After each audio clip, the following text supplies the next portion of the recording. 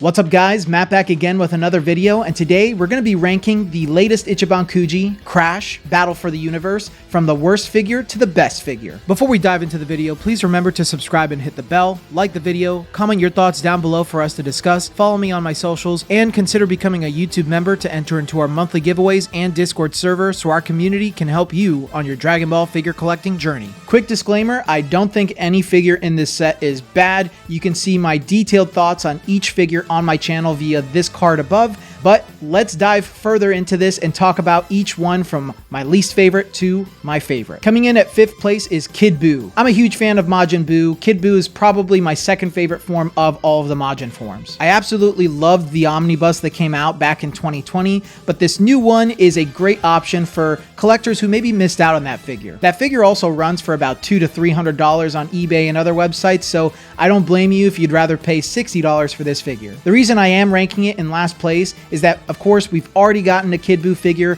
I think that figure is a little bit better than this one in a lot of different ways. Plus, I don't really like the pose that they put this in. I understand it goes well with the Super Saiyan Goku that's within this set, but it just comes off as a little awkward and it hides his face quite a bit, which frankly is the best part of the figure. His face is the best likeness out of both of the Kid Buus that have come out from Ichiban Kuji. He's not bad at all. He's got a great likeness, good shading, great paint job, and is a favorable size. But he just doesn't quite hit the highs of a lot of the other figures within this set, so he's going to be in 5th place. All right, 4th place in this set might surprise some people. I'm going to put Super Saiyan 2 Gohan. Now, before you go roasting me in the comments, let me explain. I absolutely love this Gohan figure. It's probably one of my favorite ones within my collection. He's got an awesome likeness. It's a very unique look and something that a lot of people love from Gohan. Plus, it hits a very tender spot in my heart because this is how I got into Dragon Ball Z in the first place. As a kid, I saw my cousin watching the scene when Gohan goes Super Saiyan 2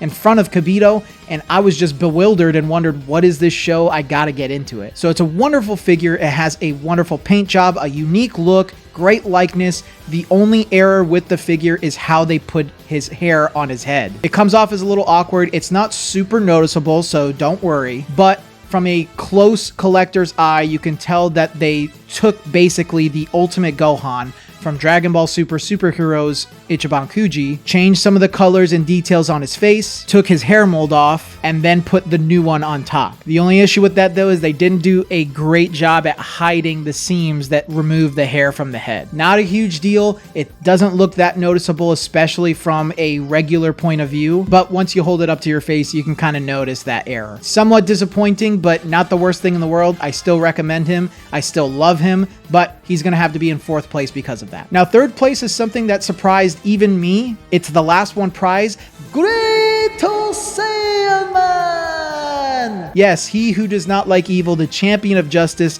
the Great Sayam Man. I absolutely love this last one prize, but he has to stay in 3rd place for the following reasons. First of all, the obvious. He's just reusing the body of the Super Saiyan 2 A prize Gohan that's within the same set. Yes, this is normal for Ichiban Kuji, so it doesn't bother me that much, but if we want to be somewhat critical of these figures, that's why I don't think it's as good as some of the other ones. However, it's an E-moving. You get 2 different heads. He has his cape on, and he's got some little differences with Super Saiyan 2 Gohan, like having his watch to activate his suit on his left wrist. Having the option to swap heads is just a wonderful feature for any figure, so if you prefer Do-Rag Sayam Man as opposed to Helmet Sayam Man, or if you're like me and you like to pose him with the helmet on, then you have that option. Maybe you get bored and you swap him out whenever you want. Either way, I love the Sayam Man figure, but he's just not quite as good as some of the other ones just because he's reusing some of the assets of another figure in the set. But the other 2 figures that are in the top, I think really blow a lot of these figures and a lot of figures that have released this year. Number 2 is Dabura. As a kid, I loved Dabura. The Buu saga is still my favorite saga, and it really got me interested in Dragon Ball as a child. Dabura to me was such an intimidating and interesting character too. People were saying he was as powerful as Cell. He was able to turn Piccolo and Krillin into stone with ease. He flew up and murdered Kibito like it was no problem. An absolute intimidating character that commanded a presence. He even beat the crap out of Gohan. If that fight continued, I think he would have beaten him. Dabura's got such a great design. It's a great concept for a character being the Demon King, and this figure is just wonderful. They got every aspect about him right. Everything from the paint, the shading, the sculpt. He's a wonderful size at just about 11 inches. When you see him on the shelves, he just really stands out because he demands a presence with his pose, his likeness. Everything about it is just so great. I absolutely recommend someone pick him up. He's gonna go very fast. I have a very strong feeling that he's gonna disappear, and then if you're gonna want to buy him in a year or two, he's just gonna be